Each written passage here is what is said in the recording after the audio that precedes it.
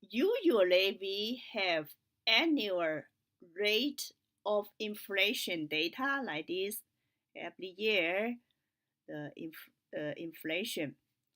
How to adjust the price for annual inflation.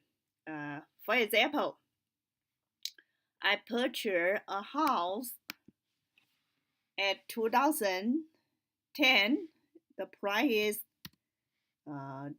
200,000, and then I sell this house at 2018, and the price is 250,000, and assume that this house, oh, I need one more zero. Assume this house did not get any beautification or modification.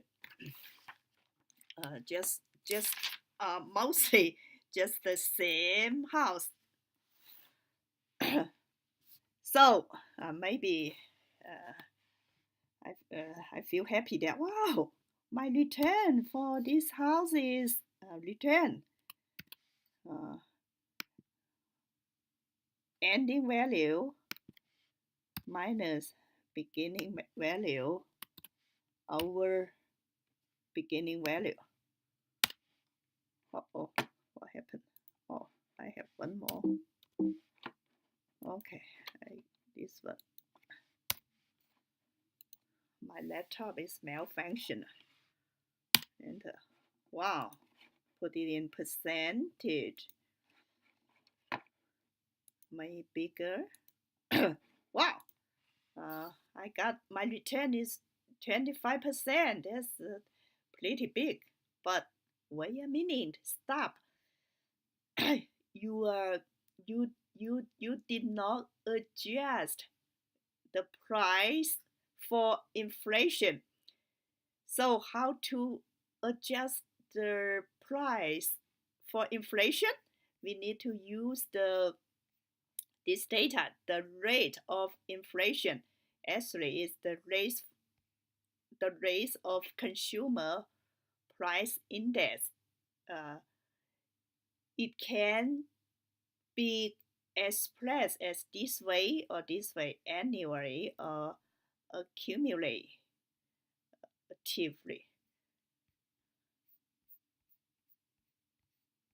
Okay, so to adjust it, what I need to do is I need the base year. I set the year of 2010 as the base year. The the index, the CPI index is 100, and now I have this number. The year of 2011. What is the index?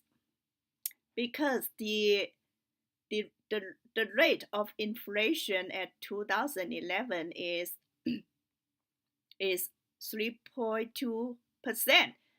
That means 100 grows by 3.2% is 100 times 1 plus this.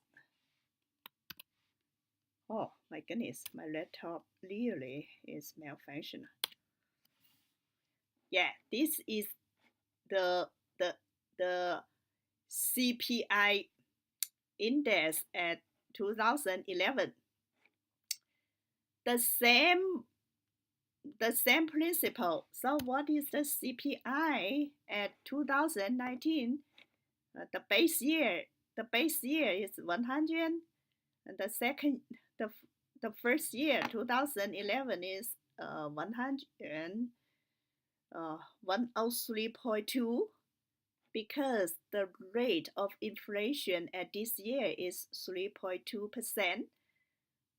and obviously the CPI at 2012 is the previous year's CPI times 1 plus this year's the rate of inflation. This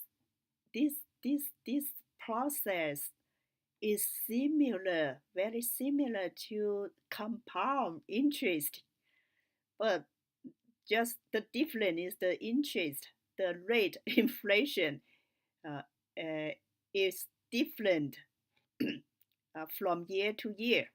So we don't need to calculate every cell. We just write down after we figure out the pattern. Okay, write down. Now we got the CPI at 2018 is 140.97. That means $100 at 2010 has the same purchase power as $114.70 or 97 cents at the year of 2018. You just have the idea that 100 at this year is equivalent to $114 at this year. Now, how to adjust the house price into adjust for inflation.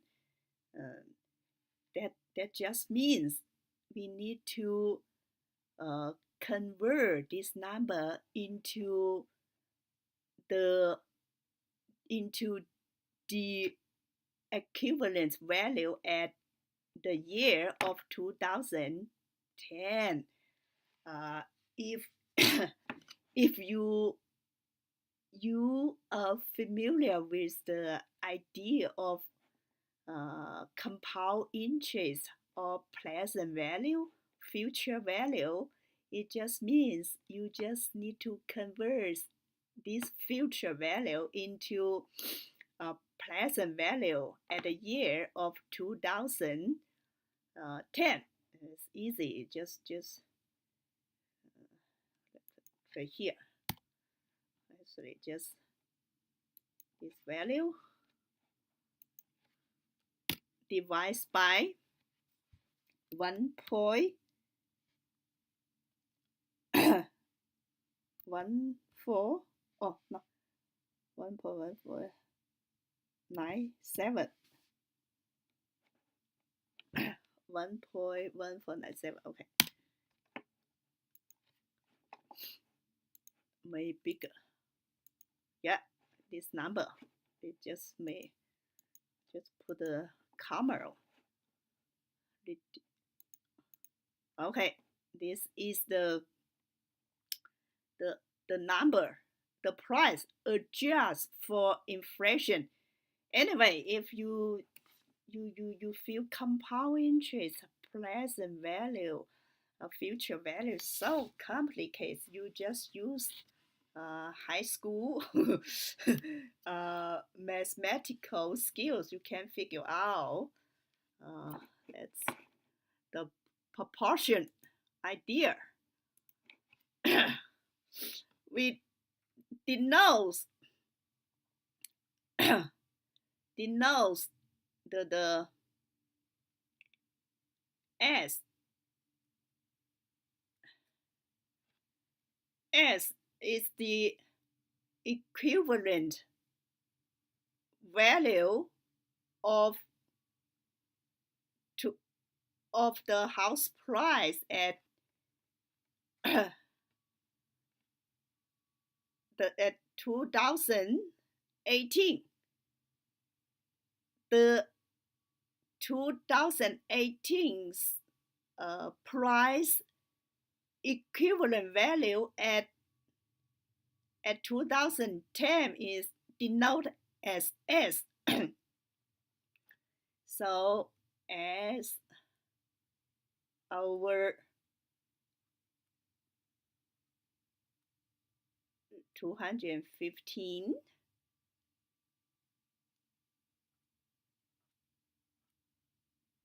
equals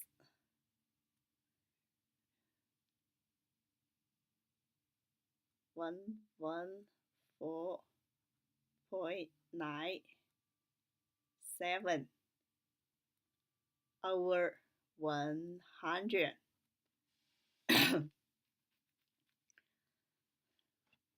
So these two is a pair, equivalent pair.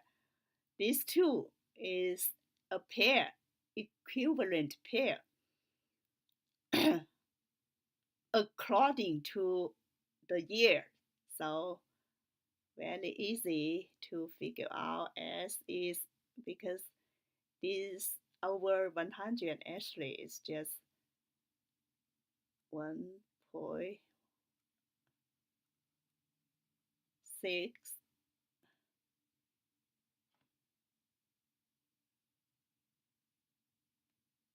Oh, I forgot to put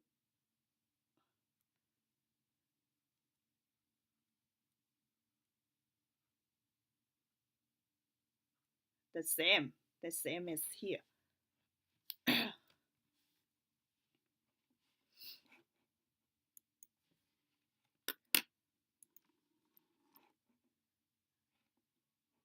So we can easily calculate the S and got this number. So after we got this number, we compute our return now is ending value minus beginning value over beginning value. Enter. Way bigger.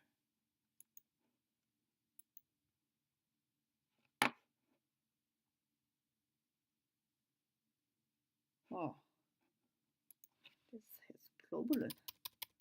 Oh my goodness, my laptop is malfunction again.